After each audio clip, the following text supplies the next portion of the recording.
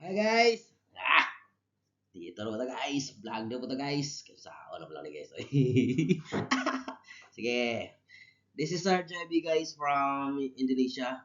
Today we will try to solve this problem, homogeneous linear differential equation. But before I will proceed to the discussion proper. Okay, support guys. Alalayan to vlog guys. Parang delikado guys sitwasyon guys. Delikado guys, bro. Delikado gid. Lalayan direct vlog guys sige para si monetize na matsambahan na guys. Sige. Now, actually kapag sinasabi natin especially sa mga math majors diyan, third year college or even engineering students, meron kasi silang differential equation. Kapag sinasabi nating differential equation, ito lang yung ibig sabihin.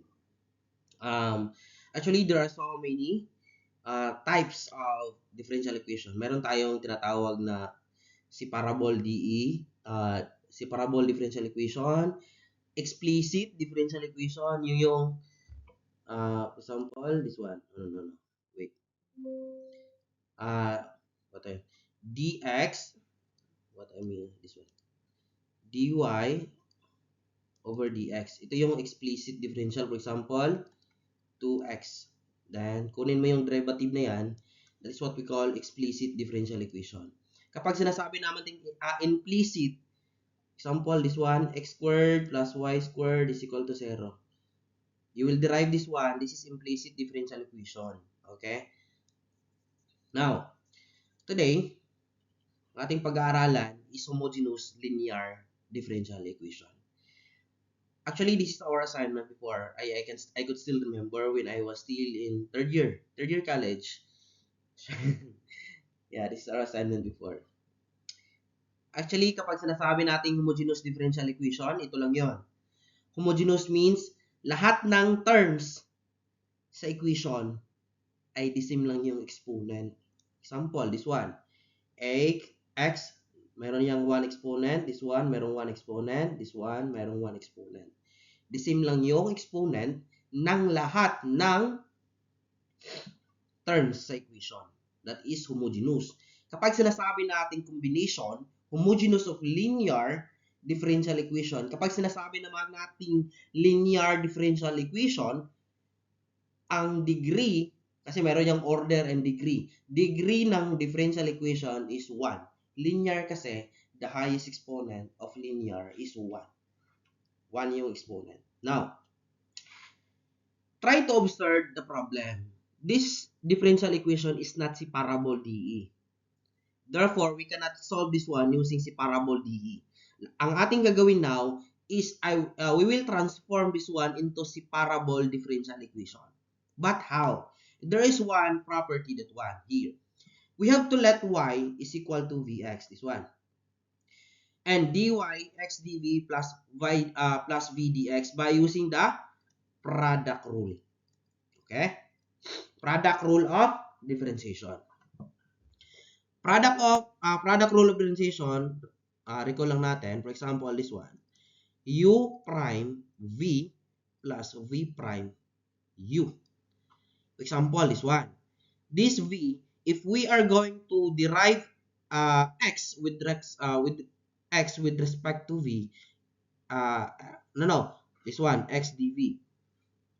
We will derive v with respect to x. X dv, then we will derive x with respect to v. So v dx. Right. So yun yung sagot natin. Magagamit natin ito mamaya. dy is equal x dv plus v dx and y is equal to vx. Now, but before that, this one, we need to transpose this one to the right side. So ang nangyari now, always remember, basic rule of mathematics, kapag mag-transpose tayo or mag-move a certain variable or term from one side to another side, always change the sign. Therefore, it will become now negative, positive, negative 3x plus y. Kapag i-distribute naman natin yan, this one. Before natin i-distribute yan, mayroong y dito. Knowing that y is equal to vx, substitute lang natin yan, vx. Also, this one, Vx. Because Vx. 3xy, meron ding y dito. Vx ito. dy. Substitute natin dy x dv plus v dx. Therefore, substitute natin dito x dv plus v dx. After this one, we need to transform, we need to distribute this one. Negative 3x, negative times positive vx, negative vx. Copy lang natin. After that one, we need to distribute again this one, these two quantities. Negative 3x times x dv, negative 3x squared dv. Negative 3x times positive v dx, that is negative 3vx dx. Again, this one. Negative vx times x dv, that is negative vx squared dv. Again, this one. Negative vx times positive v dx, that is negative v squared x dx. Yun lang. Basic distributive property. After that one, yung naka-highlighted na red, mayroong dx yan lahat. Kapag mayroong dx, dito natin i-apply yung combined like terms. Kasi, ang goal natin to make this equation, differential equation, into separable differential equation. Yung goal natin eh. Okay. Lahat ng may dx, transpose natin sa kabila, the left side. So, nangyari, negative 3vx maging positive 3vx dx. Negative v squared x dx ito, maging positive v squared x dx. Follow? After this one, knowing that they are having the same dx, so we can factor out this one. Lagay natin yung dx sa labas, v squared x plus 2vx plus x. Bakit 2vx na lang, sir? Kasi negative vx plus 3vx, that is positive 2vx. Okay. Now, after this one, try to look at both side equation. Tingnan natin muna yung nasa left side. Mayroon silang common factor, x. So therefore, we can factor out this one. Lagay natin yung common factor sa labas, x. So, quantity, v squared, because x times v squared, that is v squared x, the same. This one, 2v plus 1, then dx. Sa kabila naman, mayroon silang common x. So, labas natin yung x. This one, x. Now, ang natira na lang sa loob ng quantity, negative 3x times negative vx. Then, dv. Now, mataas itong process ito eh. Pero, madali lang talaga ito. Mataas lang yung proseso. Now, this one. Ang goal natin is tatanggalin natin yung x. Kasi, ang goal natin is to make this differential equation into separable DE. Okay? Separable DE. What shall we do now? We will apply now here the multiplication, maraming property, multiplication inverse of property, multiplication inverse property rather, multiplication inverse property of equality. Now, ano ba yan, sir? Kunin lang natin yung reciprocal ng x. Ang reciprocal ng x is simple 1 over x. Reciprocal eh, kasi x over 1, baliktad lang natin yan, maging 1 over x. It's just the same. Okay? Now, multiply natin ito, 1 over x, and also, kapag nag-multiply ka ng 1 over x sa kabila, lahat ng terms, both sides, mag-multiply ka ng 1 over x. Kasi, equality. Okay. After this one, multiply natin. So, cancel na itong x. Cancel na din sa kabila. So, ano nang natira? V squared plus 2v plus 1. Negative 3x minus vx dv. Okay, proceed. This is our new equation, right? But try to look at and try to look the right term or the right value. This one. Meron silang they have still common factor which is x. So we can still factor out this one. So, factor out muna natin yan. Negative x, kasi negative 2 eh. So, negative 3x para 3 plus b na lang yung matira. dv. After that one, kasi we need to make differential equation into separable 1. Separable DE. Isasama natin yung dx and x term. Isasama natin yung dv at lahat ng v terms. So, divide natin negative x both sides and v1, v plus 1 squared. So, ang mangyari dito, ito na yon. So, divide lang natin. So, cancel na ito. Cancel na din ito. Cancel na din ito. Ano na natira sa kabila? Dx negative x over negative x v plus 3 over v plus 1 squared dv. Ito na. So, separable DE na. Okay? They are separable DE na. Ito, separable DE na ito eh. Okay, pwede natin ma-separate ang lahat ng x terms, ilalagay natin dito sa dx. Lahat ng v terms, lahat ng terms na may v, ilagay natin sa dv. So, ito na yon. After this one, we need to apply now integration. We need to get the integral of both sides. Ito na yung critical part. If you are not, what I mean is, if you do not have strong foundation for integral, mahihirapan ka talaga nito. Kasi, try natin ito. Paano natin yan kukunin?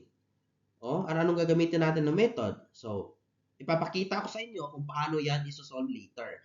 Now, let us solve first the left side, which is integral, or we can make that one here, negative 1 over x dx. Kapag mayroong negative, lagay natin yan sa labas ng integral sign. So, remember, kapag kukunin na natin yung integral ng 1 over x, ang sagot is ln x plus c. Mayroong negative 1, so negative 1 ln x plus c. Ito na yun. Pero, kapag kukunin na natin yung integral na ito or antiderivative, ito yung sagot. Pero, paano ito nakuha? Iyon ang tanong. Erase muna natin ito kasi walang space eh. Now, okay, lagay natin dito yung equation. V plus 3 over v plus 1 squared dv. Now, we will apply now here u substitution. Okay? Ito yung common na ginagamit sa integration. U substitution. We have to let u, usually mag-let u tayo sa denominator eh. Mag-let u tayo v plus 1. And we need to derive this one du. Derivative of v is 1. Derivative of constant is 0. So, du dv. And divide natin 1. So, dv du over 1. So, itong dv na ito, palitan natin ng du over 1 later. Okay? Now, after that one, we have now new equation. V plus 3, V plus 1, U na yan, squared, du over 1. Kasi ito na yun eh. Erase na natin to. Kasi walang space. Okay. Sir JB? Okay. Follow mo guys. Kapos mo guys. Sige. Now, ito na yon. Always remember, ang U natin is V plus 1. Pero, hindi natin ito masosolve kasi hindi sila the same ng base. V ang nasa numerator, pero U ang nasa denominator. But we will integrate all these terms, this one. All these terms with respect to du. So therefore, we need to get the value of V. So, simple lang. Move lang natin yung 1. So, it will become V U minus 1. So, mangyayari now, ating isa-substitute dito, V is U minus 1 plus 3 over U squared du. Then, again, this one here. Ang mangyari again, ang new equation natin, U plus 2 over U squared du. Ito, pwede na ito ma-integrate kasi pareho na sila. So, separate natin ito. Pwede natin itong i-erase kasi, okay. Continue natin dito. Okay. Now, we can separate that one, u over u squared du plus 2 over u squared du. Integration by parts. Okay? That is what we call integration by parts. Now, the same u. The rule of division, kapag parehas yung base natin, isubtract lang natin ang denominator, isubtract lang natin ang exponent ng numerator sa denominator, or get the difference, the numerator, exponent of numerator, and exponent of denominator. So, mangyayari, ito na yon. U, mayroong 1 exponent, so 1 minus 2 du plus 2, kasi 1 over u is equivalent to negative 1. That is rule of negative exponent. So, itong u squared, lagay natin sa denominator, ang 2 positive 2 maging negative 2 du. So, simplify muna natin. 1 minus 2, that is negative 1 du. Plus, integral 2u negative 2 du. Applying the power rule of integration, this one, we can transform this one, 1 over x du, 1 over u rather, plus 2u negative 2 du. Applying the power rule of integration, na integral of 1 over u, that is ln u, plus 2, mag-add ka lang ng exponent ng 1 sa exponent, so negative 2 plus 1, that is 2 u negative 1, then lagay natin yung negative 1 sa denominator plus c. Now, ang mangyari, ln u plus negative 2 na yan kasi positive 2 divide negative 1, negative 2 u negative 1, or ln u negative 2 over u plus c. So, since alam naman natin ng u natin dito is we let u v plus 1, right? Kanina, v plus 1. So, ibalik lang natin itong v plus 1 dito, u maging this one, v plus 1, over u, v plus 1, negative 2 plus c. Yun yung pagkuha sa integration using u substitution, this one. So, ito yung antiderivative nito is ito. So, long process, pero madali lang yan eh. Madali lang yan. Now, next. After that one, according to the rule of natural logarithmic function, if meron netong negative 1, kasi, example, ln, example, ito. ln, example, ito. Kasi property yan eh. Example, ln x squared is equivalent to 2 ln x. Pwede yan. That is property. So, therefore, lagay natin yung negative 1 doon sa exponent. ln v plus 1, negative 2v plus 1, negative 1. I-transpose natin to sa numerator para maging single equation na. Like me, single. Now, plus c.